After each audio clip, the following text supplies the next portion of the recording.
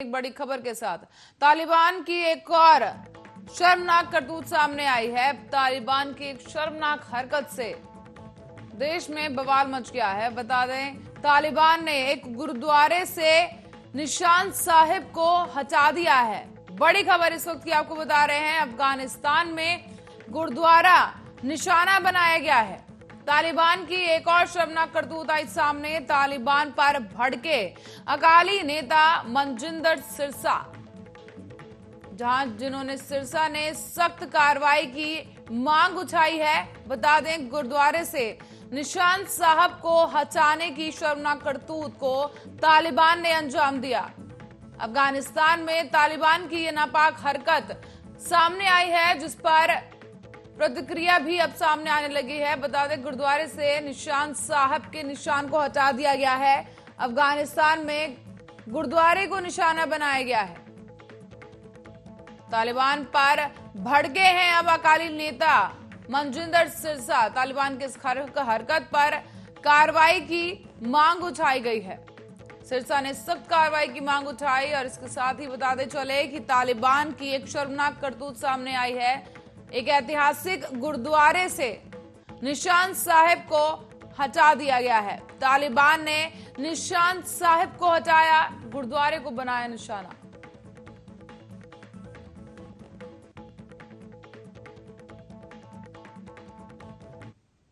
तो वहीं उत्तराखंड के मुख्यमंत्री पुष्कर सिंह धामी की भी एक बड़ी घोषणा सामने आई है। आपको बता दें, ये बड़ी खबर इस वक्त की आपको बता रहे हैं।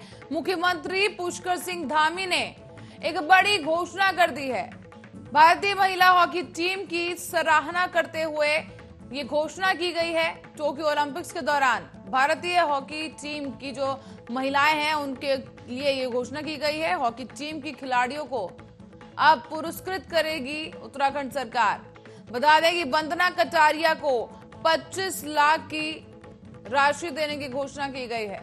मुख्यमंत्री पुष्कर सिंह धामी की तरफ से एक बड़ा ऐलान हॉकी टीम के खिलाड़ियों के लिए किया गया है। भारतीय महिला हॉकी टीम की सराहना पुष्कर सिंह धामी ने की है और इसी के साथ ही हॉकी टीम की खिलाड़ी वंदना कटारिया को इनाम देने का ऐलान किया गया है। वंदना कटारिया को 25 लाख रुपए की राशि देने की घोषणा की गई है मुख्यमंत्री पुष्कर सिंह धामी की तरफ से। बड़ी खबर उत्तराखंड से ये सामने आई।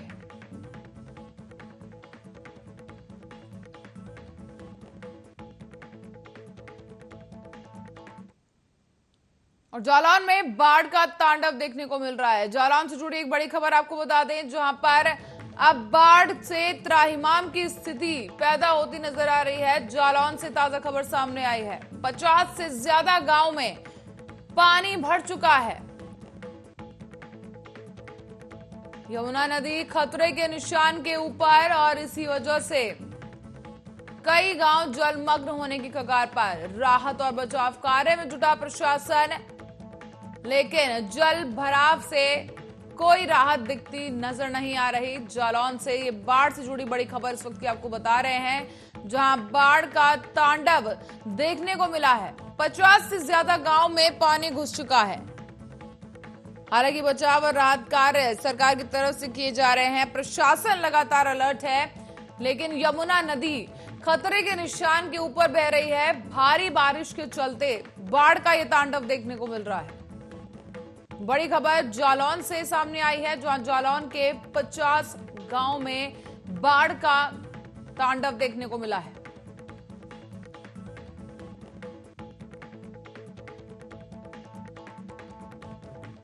वहीं मध्य प्रदेश के पूर्व मुख्यमंत्री कमलनाथ ने बाढ़ की स्थिति का जिक्र करते हुए कई सवाल उठाए हैं। उन्होंने कहा है कि प्रदेश संकट में है और शिवराज सरकार भव्य तरीके से अन्न महोत्सव मनाने की तैयारियों में जुटी है।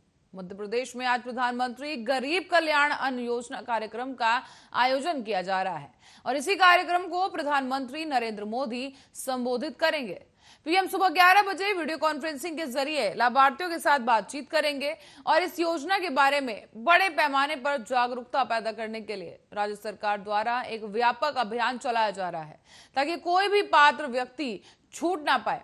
ऐसे में प्रधानमंत्री गरीब कल्याण अन्न योजना के तहत मध्य प्रदेश में 4.83 करोड़ लाभार्थियों को 25,000 से अधिक उचित मूल्य की दुकानों से निःशुल्क राशन मिल रहा है। इस अवसर पर मध्य प्रदेश के राज्यपाल मंगूभाई पटेल और मुख्यमंत्री शिवराज सिंह चौहान उपस्थित रहेंगे। इस कार्यक्रम में उत्तराखंड, हिमाचल प्रदेश, अरुणाचल प्रदेश, असम, त्रिपुरा, हरियाणा और गोवा के मंत्री और खाद्य क्षेत्र के अधिकारी भी हिस्सा लेंगे।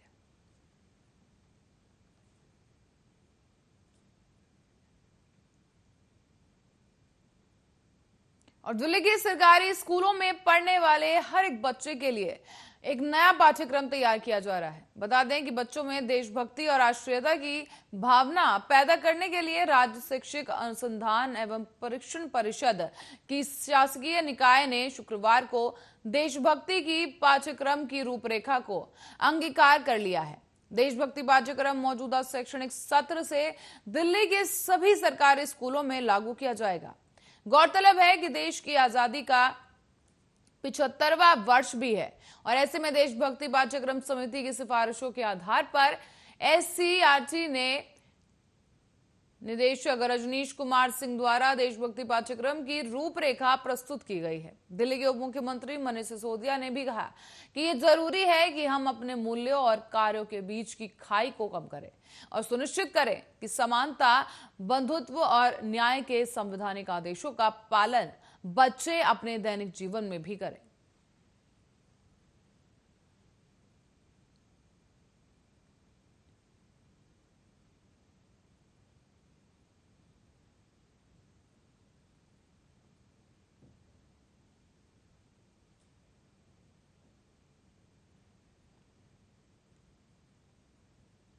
और इसी बीच उत्तर प्रदेश से एक बड़ी खबर सामने आ रही है। उत्तर प्रदेश के प्रयागराज में गंगा और यमुना नदी खतरे के निशान के पास बह रही है। जलस्तर बढ़ने से जलमग्न हुए कई गांव। प्रयागराज से बड़ी खबर इस वक्त की, भारी बारिश के चलते परेशानियां जारी। बाढ़ में लगभग 1500 मकान डूब चुके हैं। प्रयागराज से इस वक्त की बड़ी खबर आपको बता रहे हैं, खतरे में प्रयागराज। इस वक्त प्रयागराज में खतरे की लहर देखने को मिली। जलस्तर बढ़ने से जलमग्न हुए प्रयागराज के बसे गांव।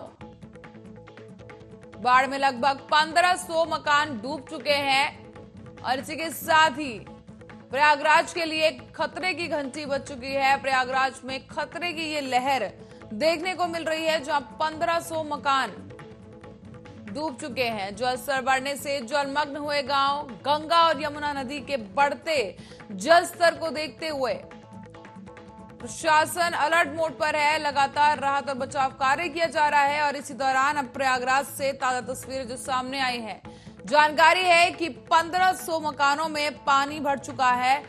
बाढ़ के हालात प्रयागराज में साफ तौर पर देखे जा रहे हैं। माइक्रो ब्लॉगिंग वेबसाइट ट्विटर ने शुक्रवार को कांग्रेस नेता राहुल गांधी के उस ट्वीट को हटा दिया है जिसमें दिल्ली रेप और हत्या मामले में पीड़िता की पहचान उजागर हो रही थी। राहुल गांधी ने अपने ट्विटर हैंडल पर दिल्ली कैंट की नाबालिग पीड़िता के परिवार से मुलाकात की एक तस्वीर पोस्ट की थी।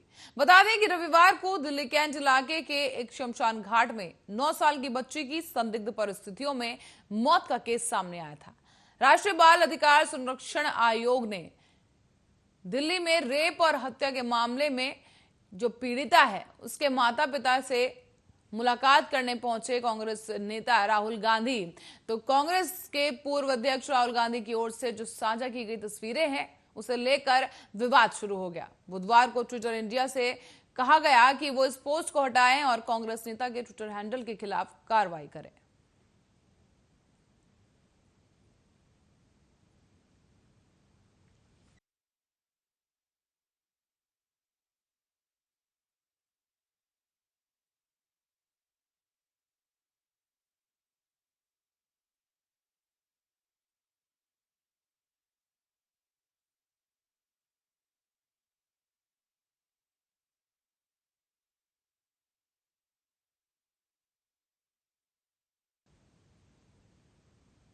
देश के तमाम राज्यों में स्कूल कॉलेज एक बार फिर से खोलने की प्रक्रिया जारी है और इसी कड़ी में तमिलनाडु सरकार ने भी घोषणा की है कि राज्य में 1 सितंबर से 9वीं से 12वीं कक्षा के लिए स्कूल खोल दिए जाएंगे। तमिलनाडु की सरकार ने 9वीं से 12वीं कक्षा तक के लिए छात्रों के लिए 1 सितंबर से स्कूल खोले जाने का प्रस्ताव दिया है। इसी के साथ ही राज्य में 16 अगस्त से मेडिकल कॉलेजों को फिर से एक बार खोलने की अनुमति दे दी गई है।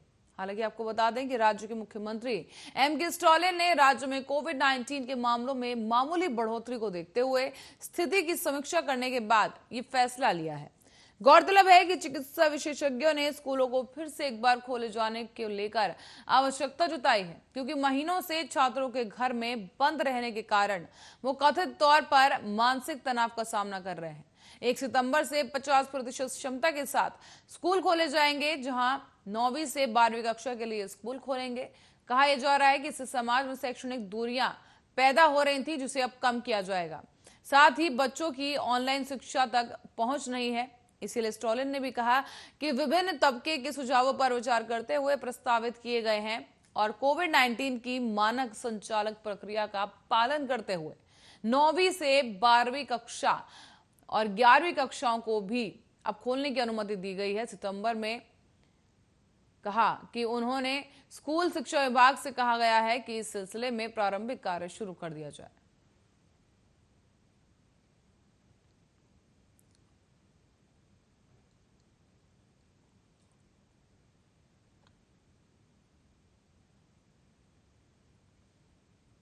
मध्य प्रदेश के मुख्यमंत्री शिवराज सिंह चौहान ने केंद्रीय मंत्री गृह मंत्री अमित शाह को फोन कर प्रदेश के ग्वालियर संभाग के अशोकनगर जिले में बाढ़ के फंसे करीब 50 लोगों को बचाने के लिए मदद की गुहार लगाई है।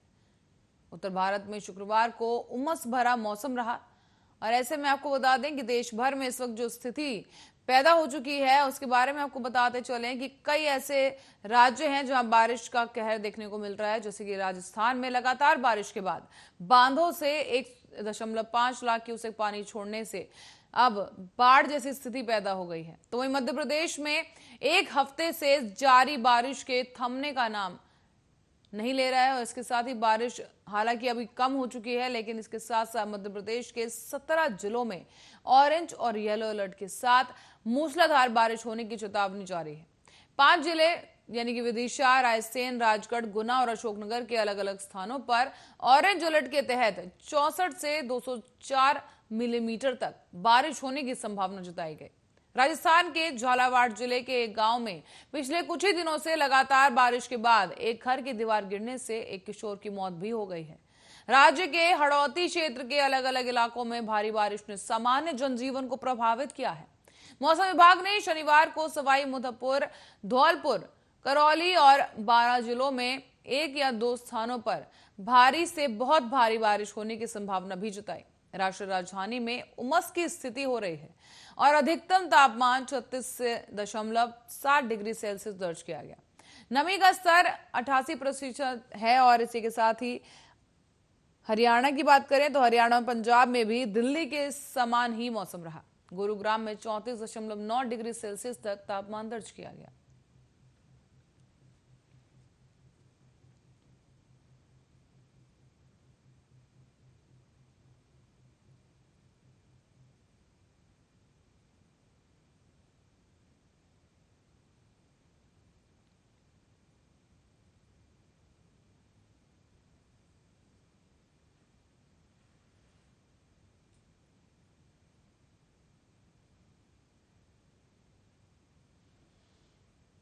और उत्तर प्रदेश में 2022 में चुनाव होने हैं और सियासी बिसातें बिछना अभी से शुरू हो गया है।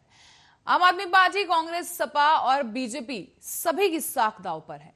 जहां आम आदमी पार्टी दिल्ली के बाहर निकलकर अब नया कदम रखना चाहती है, तो वहीं दूसरी तरफ सपा सत्ता में दोबारा एक बार वापसी करना चाहती है और प्रियंका गांधी का सहारा लेकर कांग्रेस अपना सालों का वनवास खत्म करना चाहती है। तो वहीं बीजेपी को 2024 में भी सत्ता में वापस आना है और राजनीति के गलियारों में कहते हैं कि दिल्ली का रास्ता उत्तर प्रदेश से होकर गुजरता है।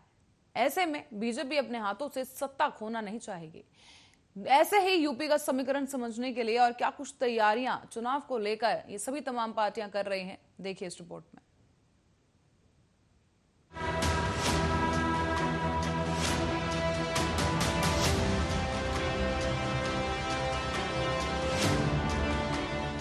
उत्तर प्रदेश में अगले साल होने वाले विधानसभा चुनाव में योगी आदित्यनाथ को सियासी मात देने के लिए विपक्षी पार्टियों ने अपना गणित लगाना शुरू कर दिया है। अब तक ये समझा जा रहा था कि अखिलेश यादव की समाजवादी पार्टी कांग्रेस और मायावती की बसपा के साथ गठबंधन कर बीजेपी का विजय रथ रोकने का प्रयास करेगी, लेकिन सपा ने कांग्रेस और बीएसपी को तगड़ा झटका दे दिया है। सूत्रों का कहना है कि समाजवादी पार्टी यूपी चुनाव में बसपा और कांग्रेस से गठबंधन नहीं करेगी। सपा सिर्फ छोटे दलों के साथ मिलकर चुनाव लड़ेगी। सूत्रों ने कहा है कि बीएसपी और कांग्रेस से सपा का गठबंधन नहीं होगा। सपा लगभग 5 से 6 छोटे दलों से गठबंधन कर यूपी चुनाव लड़ेगी। उत्तर प्रदेश विधानसभा चुनाव को लेकर सपा, बसपा और कांग्रेस रणभूमि में उतर गई है। तीनों ही दलों की नजरें एक दूसरे के वोट बैंक पर हैं। इन दिनों मायावती लगातार ट्वीट के जरिए सपा पर निशाना साध रही हैं। वहीं यूपी कांग्रेस अध्यक्ष अजय कुमार लल्लू ने भी सपा को आड़े हाथों लेना शुरू कर दिया है। ऐसे में इन तीनों विपक्षी पार्टियों का यूपी चुनाव में एक साथ आना लगभग नामुमकिन है। इन पार्टियों ने छोटी पार्टियों के साथ अपना समीकरण बिठाना शुरू कर दिया है। फिलहाल सपा का आरएलडी, महान दल और जनवादी पार्टी के साथ गठबंधन है। कहा जा रहा है कि सपा छोटे दलों के लिए 35 से 40 सीटें छोड़ सकती है। बाकी सीटों पर पार्टी अपने उम्मीदवार उतारेगी। आपकी जानकारी के लिए आपको बता दें कि उत्तर प्रदेश में कुल 403 विधानसभा सीटें हैं, तो वहीं दूसरी तरफ आपको बता दें कि बिहार में बीजेपी और जेडीयू भले ही मिलकर सरकार चला रहे हों, लेकिन दोनों दलों के बीच शह मात का खेल चल रहा है। मुख्यमंत्री नीतीश कुमार ने जातिगत आधार पर जनगणना और पेगासस जासूसी मामले की जांच कराने की मांग उठाई है।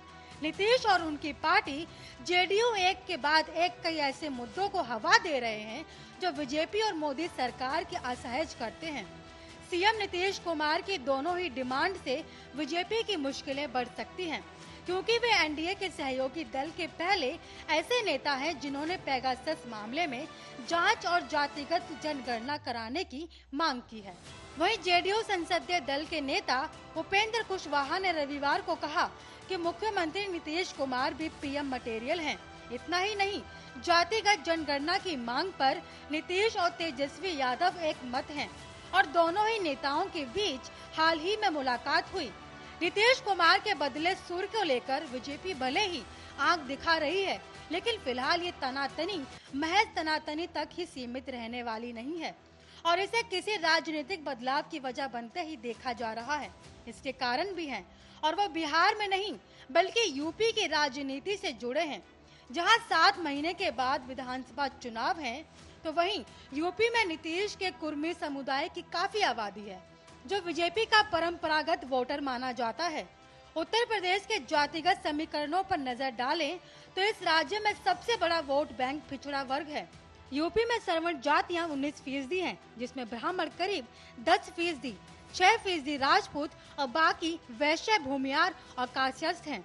पिछड़े वर्ग की संख्या 39% है, जिसमें यादव 10%, कुर्मी, कुशवाहा, सैतवार 12%, जाट 3%, मलाह 5%, विश्वकर्मा 2% और अन्य पिछड़ी जातियों की तादाद 7% है।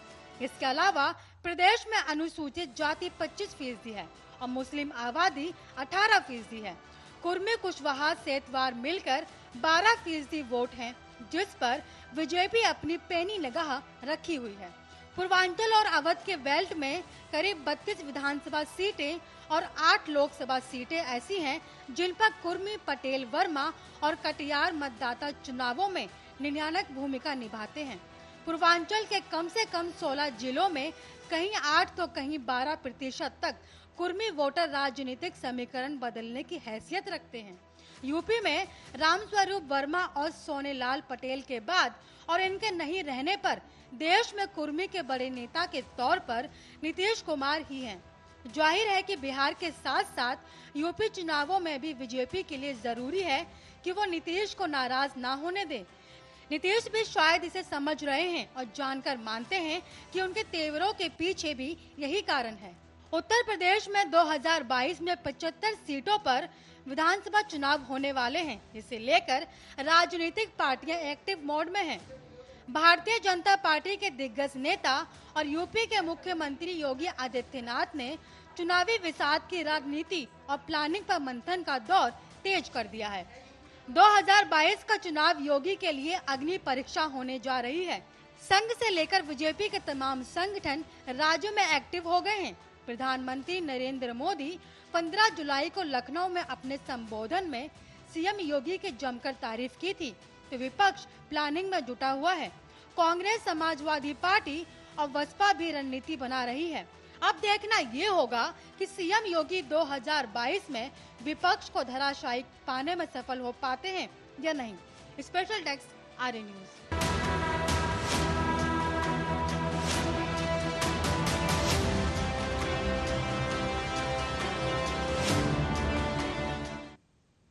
इसी के साथ ही फिलहाल के लिए बुलेटिन में इतना ही। देश दुनिया की तमाम खबरों के लिए देखते रहिए आरए न्यूज।